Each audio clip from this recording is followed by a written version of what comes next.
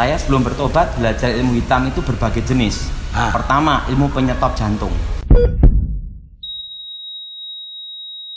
Selama saya hidup Pak Gilbert, manusia yang tidak bisa saya bunuh hanya satu orang, yaitu Pak Gilbert sendiri.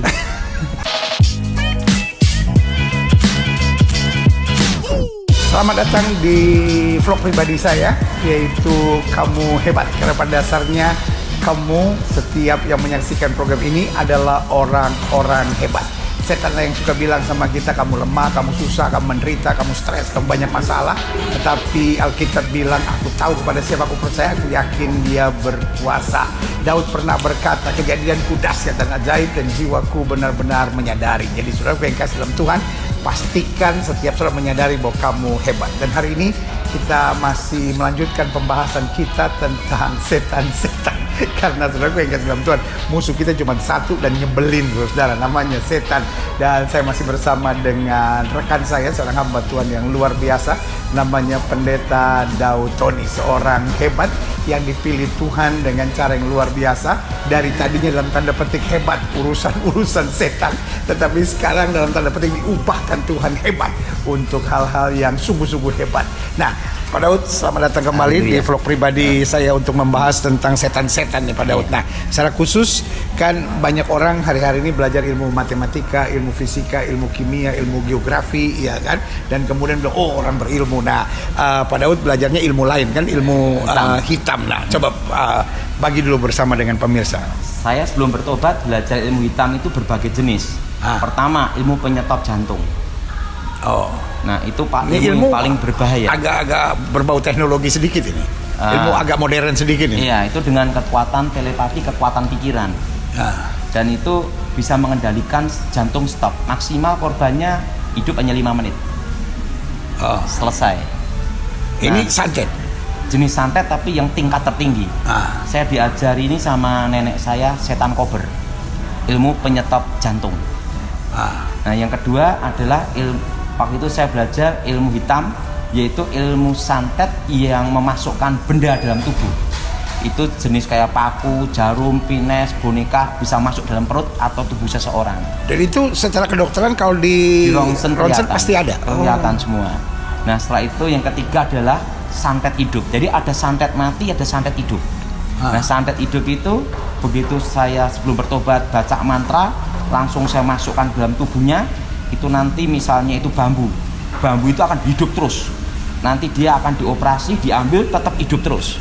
Begitu nanti dioperasi hidup terus, semakin diambil akan merambat terus, akhirnya sampai sini mati dengan tubuh bambu semua yang hidup. Nah itu biasanya bambu atau bisa juga kayak benang, tergantung yang kekuatan yang bisa untuk masuk itu sedahsyat mana. Nah itu ilmu hitam yang jenis ketiga saya pelajari. Nah jenis yang keempat yang saya pelajari dulu adalah ilmu pencabut roh, ilmu roh gosukmo. Jadi roh itu keluar masuk tubuh, mengambil nyawa seseorang, setelah itu masuk kembali.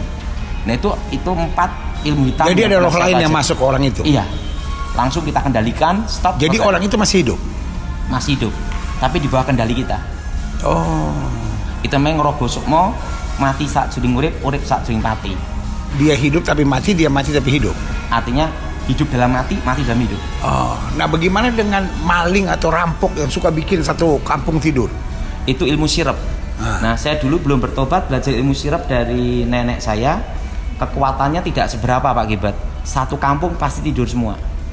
Itu ilmu untuk ngerampok. Berapa jam biasanya? Itu biasanya maksimal 4-5 jam.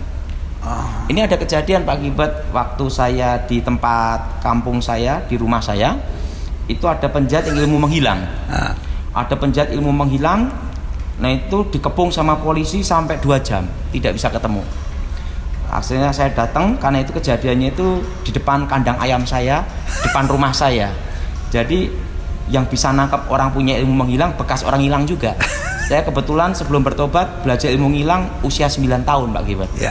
Nah saya doain dalam nama Yesus, tak suruh anak naik, langsung kelihatan orangnya, tangkap polisi langsung. Itu kejadian di kampung tuh, satu kampung lihat semua. Nah, jadi itu banyak yang tahu saya nangkap penjahat yang punya ilmu menghilang, tapi tetap polisi yang nangkap. Saya hanya ngilangi ilmunya. Nah sekarang bagaimana lepas ilmu-ilmu itu? dengan nama Yesus dan kuasa darah Yesus. Tapi ada banyak orang yang bilang, kan ilmu-ilmu ini menguntungkan kita. Setan itu tidak pernah memberi manusia gratis. Ada harga yang harus dibayar.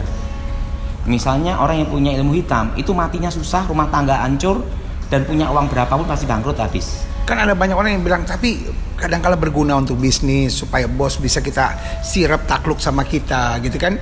Bisa naklukkan wanita, sebagian lagi bilang ini bisa cari duit, gitu. Nah, bagaimana? Setan itu hanya memberi itu sesaat.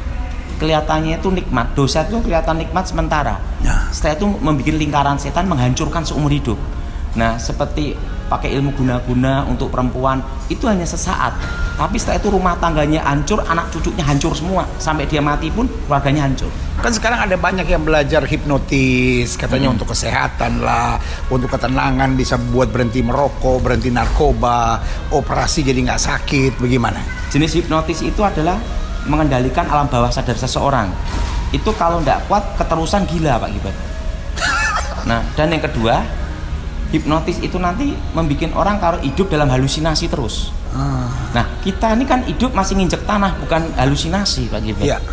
Nah, orang yang belajar hipnotis itu akan hidup seperti orang ke alam halusinasi terus. Nah, Iya. hidup di alam khayal namanya. Karena itu menciptakan alam bawah sadar dalam satu titik gitu loh. Nah, lalu menurut Pak Daud bagaimana kalau yoga? Yoga kan katanya bisa mengosongkan diri, lalu dapat ketenangan, damai surgawi yang seperti nggak pernah dibayangkan. Kalau kita menurut saya sebagai orang Kristen tidak boleh. Iya, Karena itu latar belakangnya adalah kan bukan kekristenan. iya. Saran saya tidak boleh. Jadi menurut Pak Daud yoga juga berhubungan dengan kuasa gelap. Ya. Wah, saudaraku yang kasih dalam Tuhan, hari ini saya percaya kita dapat sebuah pelajaran yang sangat indah. Pertama-tama kita tahu bahwa setan itu nggak pernah kerja gratis. Jadi kalau sudah merasa bahwa wah saya dapat ilmu ini, ilmu kebal lah, ilmu hipnotis lah, lalu dapat kekuatan dan damai dari yoga lah, semuanya itu hanya tipuan-tipuan. Tadi dijelaskan, hidupnya akan menderita, hidupnya akan sengsara, nggak akan pernah tenang dalam hidup, matinya sengsara. Dan yang paling penting hati-hati, rumah tangga akan hancur.